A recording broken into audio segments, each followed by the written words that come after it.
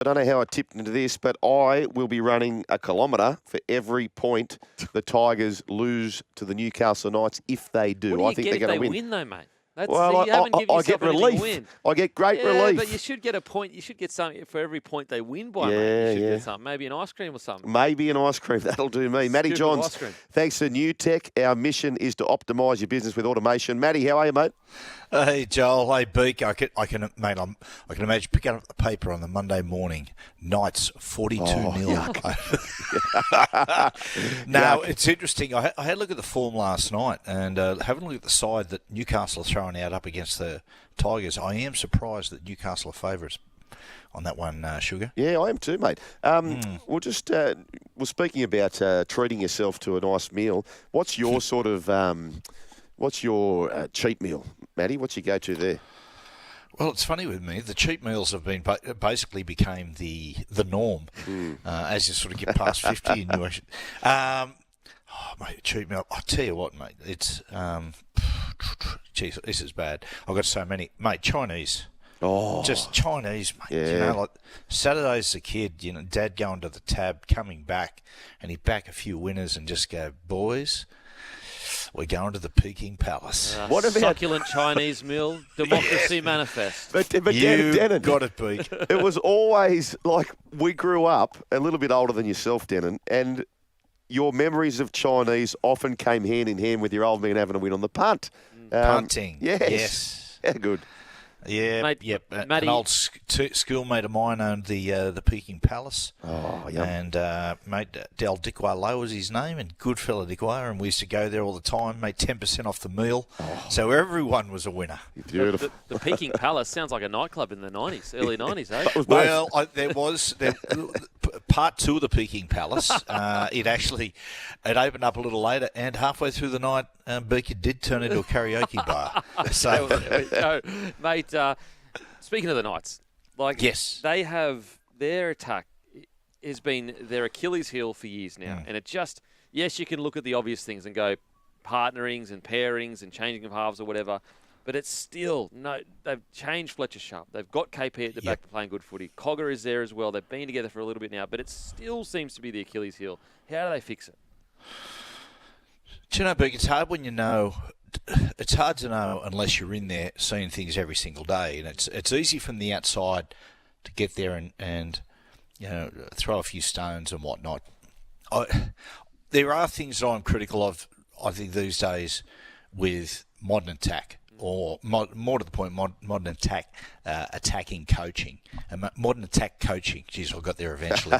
and one of the things is, like, you know, I've worked at times with teams with halfbacks who the coaches sent over, and I'll have an honest discussion with them, and I'll say, Redo, tell me about the football. And they'll say, we found a style of football that really worked and I was comfortable with. It took me a long time to understand it and took a long time for the team, but we're humming. However, one loss, and they threw it out, and they wanted to change things, or even just tinker a little bit. And I've said to coaches before, you've got to understand from a playmaker's point of view, if you've got a principled game plan you want to play by, just tinkering that a little bit, right? It can throw things. Well, it can really throw a playmaker off. You know, it's going back and understanding all of those things again, trying to corral the players into shape. And it's easy to sit here. Myself and my young bloke Jack were talking about today. We're rolling around and we're talking about different types of attack. If I was going to coaching, I would lay the principles down of how I wanted my team to attack from day one, and it would rarely change. Very, very rarely change. You might tinker a tiny little bit here and there. I just want my playmakers and my team to understand inside out what they are trying to achieve. And a very basic way of doing it. The way that, put it this way, the way that Andrew and I were taught to attack, really there were little changes here and there, but the fundamental, the principle that we were taught to attack by, really in our heads never changed, and that is get the forwards to roll forward in and around the post, half split, pick which side looks a little bit vulnerable, put a really tight, fast attacking shape on from a middle field. And if they're good enough to stop it, if they're good enough to get numbers there, then they've got to be short somewhere, and we're guessing it's going to be over the other side of the field. So once you play that nice little light shape, bang, you know what? Just let the ball go. Get it to the other side of the field as quick as you can. You don't need to get there playing shapes and everything because, good defences can read shapes. Just go ping, ping, ping, the other side as quick as you can. Disrupt the defence and go. Now, that's a very simplistic way to talk about attack. But you know what? It works. Yeah, it just worked. It won grand finals for us. It got us to the finals every year. And there's little changes, Joel, that can happen within that. Like, for instance, when you go ping, ping, ping across the field and you disrupt the defence, suddenly someone will offload and you go back through them a little bit. Like, it is a basic principle of which you are going to attack by. So every time you receive the ball, everyone knows what you're working towards. And you say that offload, right? So most of the tries scored these days aren't contrived things you've worked on all the week. It's that little 1% like the offload. But, Matty, you have this podcast with Cooper Cronk. Now, I reckon I probably heard this on this. Craig Bellamy coached teams, Denon, which is the Melbourne Storm, of course. They average winning 7 of their first 10. Now, remember Cooper Cronk telling the story that coming into a new season, whilst everyone is changing everything that didn't or did work from last year, they just stay the groove. So people are self-sabotaging. Well, they just keep doing what they're doing, Matty, picking up wins. And if you start the season 7 from 10, you're pretty much in the finals. Joel, when you find things that work, what you do is you find those things, you actually make the things you do well better. That's what you do. And you're repainting the whole Harbour Bridge all the time. You're going over those principles and philosophies and you're making them better. And like a drill that I would often do with teams when I'd go there and do attack, it was so boring. It was so boring and laborious sometimes that I would hear actually. I remember Matt King once when I was doing it at Melbourne Storm. As I was laying out the hats, he went, "Oh shit, no, we're not doing this boring shit again." Because what it was laying. There was a ruck there and there was a play the ball, and there was A, B, C defenders either side of the ruck, and it was teaching everyone the science of, as a playmaker gets to their target defender, hitting the right half of the hole and everybody being synchronised and in position.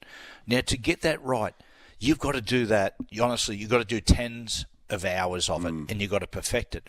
That's what a pre-season's for. A pre-season is to plan and get all those things intact. Now, what you hear all the time, you hear people say, you oftentimes hear people say, oh, you have to play flat and fast.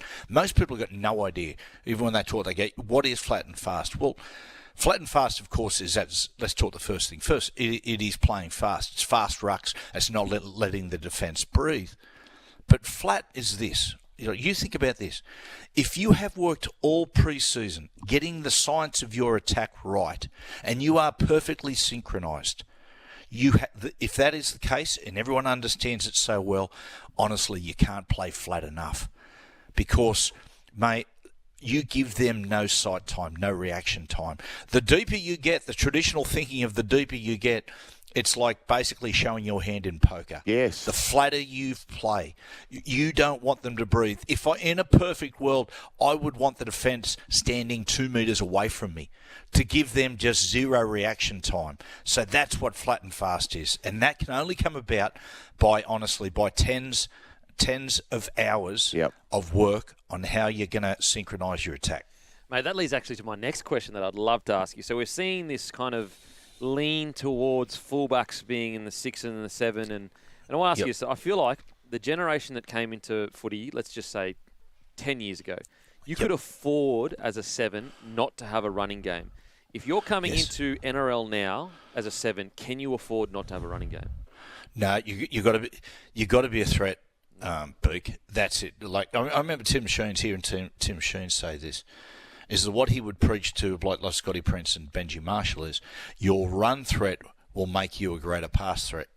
In the fact that when you stand up on that advantage line, when Alan Langer stood up the advantage line and called the football, everyone was on high alert, which made him get to his target defender a lot easier. No one would dismiss him. He was going to be he's a threat. That's what you got to be. You got to be a threat. You have to be a running threat to create space for your runners. So you're right, Pete. It's really funny. We're the first team to really make the fullback and the 6, a hybrid position, was Melbourne Storm 2017. And it came about because of the fact that Cameron Munster had played fullback the year before. Billy Slater was out. Cooper Cronk was halfback. And what they did, they went away. They made the grand final beaten by Cronulla, right? The next year, Billy Slater's coming back. Well, what are we going to do? We've got Munster here, who was one of the best players in the competition last year at fullback. Billy's coming back. Well, we've got to turn him into a 6. And that's how they worked out that hybrid position. But everyone can't do that, boys. Every side can't do that. And I'll tell you why. It's because Cooper Cronk had the ability to run the whole field, right? And he had Billy Slater at the back, who could play halfback, he could play 6, he could play 1. Billy could play anywhere. And then you had that allowed Munster just to play the maverick role, where he just wander around the field. He gets a gut feel, spots something, reacts to something. You know, in those early days, he played with very little responsibility. The guys who took all the responsibility were Slater and Cronk, and Slater would go in, so would jump in and out of playing fullback and into 6. But as I said before, when you got Cronk, Slater and Munster, you can play that style of football. 90% of teams can't do it. Mate, I'll leave you with a good stat before I give you back to Sugar. So Cleary comes into the NRL, and Cleary's the yardstick. He's, you could argue he's one of the greatest all time, even now at 7. First year, 59 run metres. Second year, 78 run metres. Per game, is it? Per game average. Yep. 78 run metres, third year. Fourth year, 89. Fifth year, 87. As soon as he made the grand final, there hasn't been a single year where he hasn't averaged at least 100 metres per game. And matter of fact, to throw it all home, this year is the lowest he's averaged in about 5 years since he made the grand final of 88 run metres. Okay. Boys, I'm telling you, tonight, back Nathan first, second or third try scorer. Watching Nathan for a number of years now, when Nathan is unhappy with himself or actually wants to have he's up for the game, wants to have a big impact, the first thing he does is run the football. That's the first thing he does. Like, I watch him, and straight away he starts to challenge the line. Nathan is like all halfbacks. No matter how great a halfback is, sometimes they have their kryptonite. Occasionally. And Nathan's is sometimes that he gets a little pass happy, that if he gets his running game. And so, so for him, I guarantee tonight, you watch it, he'll return to his running game. Yeah. Hey, Matty, before we let you go, I can't wait to see that. And SEN have the call as well, by the way. Latrell Mitchell at 6, do you like that? I do like it in the short term. Yep. I know Jason Demetrio came out and said it was always the long-term plan. I don't know. I'm not sure. I'm not sure about that. Latrell, I think in short term, most definitely. But I don't want Latrell defending. I don't want Latrell defending 3 in and have to do all that work. I like him in the centre or fullback. You don't want Latrell. Put it this way: if he defends at 3 in week in, week out, there's some weeks he's going to be making nearly 40 tackles. Yeah. I don't want Latrell doing that work.